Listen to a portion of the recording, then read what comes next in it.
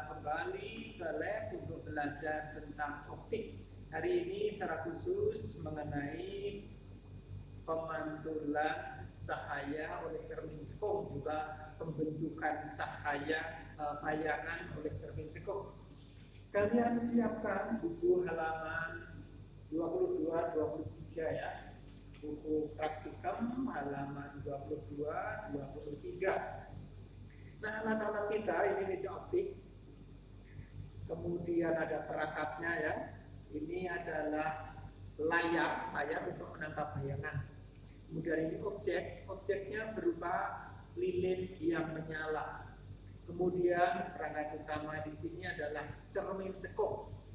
Jadi cermin cekung itu seperti ini. Kalau diraba permukaannya cekung ya, bentuknya bundar. Bukan bulat ya, bundar. Nah, prosesnya lilin yang menyala ini memancarkan cahaya antara lain ke arah cermin cekung. Nah, kemudian cermin cekung akan memantulkan cahaya itu ke arah layar. Nah, di antara cahaya-cahaya yang dipantulkan itu akan berpotongan membentuk bayangan nyala lilin. Nah, sekarang kita akan mencari data. Data yang pertama itu adalah SO. SO itu jarak benda, space of object ya. Jarak benda itu adalah jarak dari cermin ke lilin. Jarak benda atau SO dari cermin ke lilin, kemudian nanti jarak bayangan itu dari cermin ke layar, tempat bayangan itu jatuh ya. Jadi patokannya adalah posisi cermin cekung. Nah, ini cermin cekung kita letakkan di angka 10. Di sini ada skalanya ya, 0 sampai 125 ya. Dari 0 sampai 125. Nah, untuk posisi SI yang tepat itu adalah posisi di mana bayangan itu paling jelas. Jadi bayangan yang jatuh pada layar itu paling jelas, karena kalau seperti ini, nah burem ya, burem. Tetapi nanti kalau digerakkan sedikit demi sedikit nanti akan memperoleh posisi yang bayangannya itu paling jelas ya. Paling jelas hanya di satu posisi, kemudian kalau digeser jauh nanti akan buram lagi ya. Nah, posisi yang pertama catat SO nya kita ambil 25, jadi dari angka 10 sampai posisi 35. Jadi lilin ini terletak di posisi angka 35, cerminnya di posisi 10, maka SO nya 35 kurangi 10, SO 25 ya. Tulis di kolom data percobaan pengamatan ya. SO yang pertama 25. Nah, SI-nya akan kita cari yang paling tepat posisi yang mana. Ini posisi dan posisi 70 masih burem ya. Masih burem. 75 masih burem ya.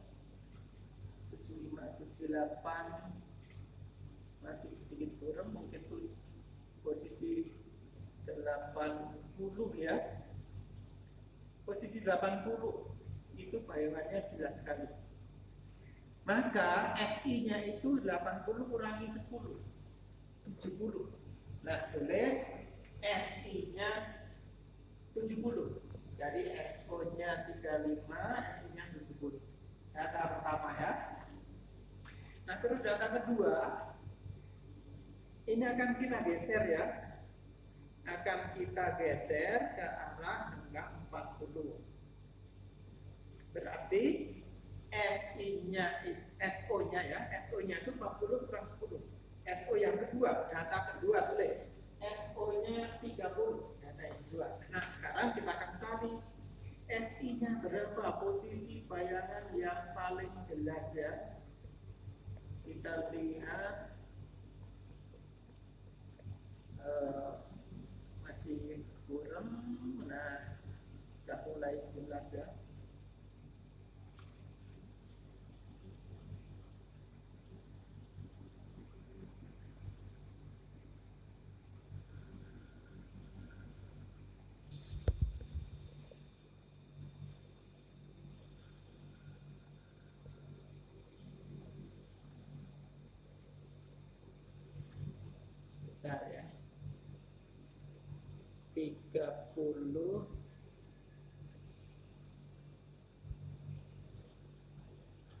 cari yang paling jelas dulu ya.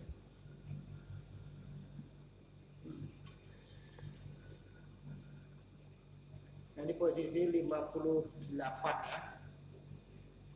Posisi 58. Berarti SI yang kedua itu adalah 48 ya, karena 58 kurang 10.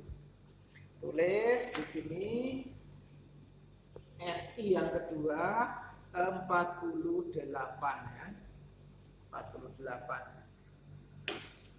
Kita akan mencari data yang ketiga, SO yang ketiga itu di sini di posisi 45. Berarti SO yang ketiga itu adalah 45 kurang 10, 35 ya. 35. Nah, SI-nya akan kita cari lagi untuk data yang ketiga. SI-nya, nah, ini pas di posisi 50 ya. 50 kurangi 10, artinya SI yang ketiga itu adalah 40. SI yang ketiga 40. Nah, lengkap sudah, kita cukup memperoleh 3 data saja. Kemudian kalian silakan nanti menghitung seper SO berapa, seper SI berapa. Dalam desimal, ambil 2 angka di belakang koma ya. 2 angka belakang koma, jadi 0,0 sekian. 0,0 sekian. Jadi kalau misalnya 0,027 ya, maka 0,03 jadinya. Tapi kalau 0,018 maka jadi bulatkan 0,02. Jadi seperti itu. Nah, setelah itu dua-duanya ya, SI juga desimal, 2 angka belakang koma. Kemudian hasilnya dijumlahkan. Seper SO tambah seper SI yang desimal di depannya tadi dijumlahkan, hasilnya tulis di sini seper SO plus seper SI. Tinggal berikutnya F-nya berapa? Dengan catatan kalau seper SO tambah seper SI itu sama dengan seper F. Jadi nanti F-nya dibalik, hasilnya ini dibalik, itulah hasil F. Demikian anak-anak, kamu tulis pembahasannya dan kesimpulan dan jawab pertanyaannya, terus dikumpulkan. Demikian anak-anak, pelajaran kita hari ini. Selamat menyelesaikan tugas dan dikumpulkan di IC.